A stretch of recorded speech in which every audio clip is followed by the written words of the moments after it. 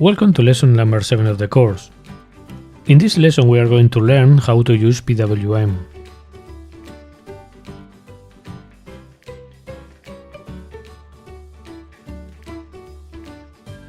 In this lesson we are going to learn how to use PWM. PWM stands for pulse width modulation.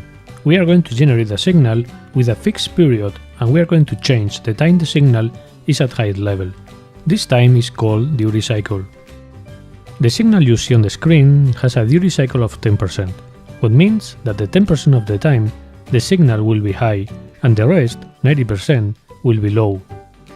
We will see it later that we are going to use the function analog write to generate the PWM signal. Arduino generates this signal with a fixed period of around 480 Hz, but this frequency can change across Arduino implementations and pins. In this animation I'm going to increase the duty cycle from 10% to 90%, and you will see that the LED will emit more light. This is the standard way of changing the intensity of an LED. Let's connect our Arduino the following way. Connect the pin 5 with the horizontal red row. Pin 5 will generate the PWM signal. Connect the ground pin to the horizontal black row. Connect the anode of the LED to the PWM signal.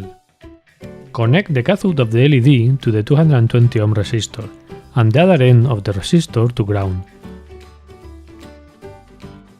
This is the program sketch that we are going to use. Its name is C02L07 PWM.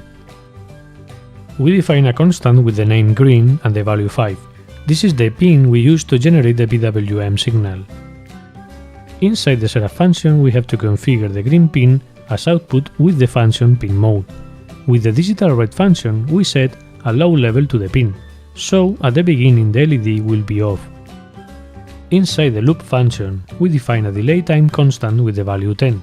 That will be 10 milliseconds and we are going to use it to generate a delay between updates of the PWM duty cycle.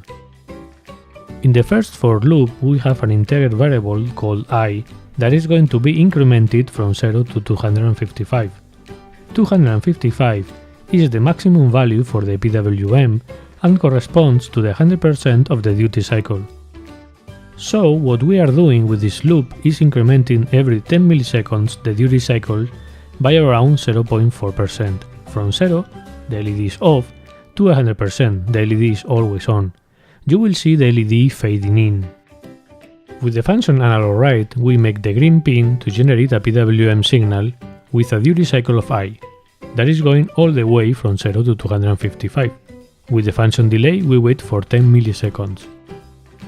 With the second for loop, we are going to fade out the LED, decreasing the duty cycle from 100% to 0%.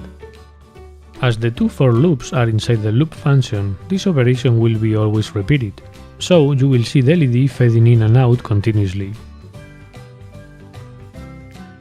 Here you can see the video of the lab work.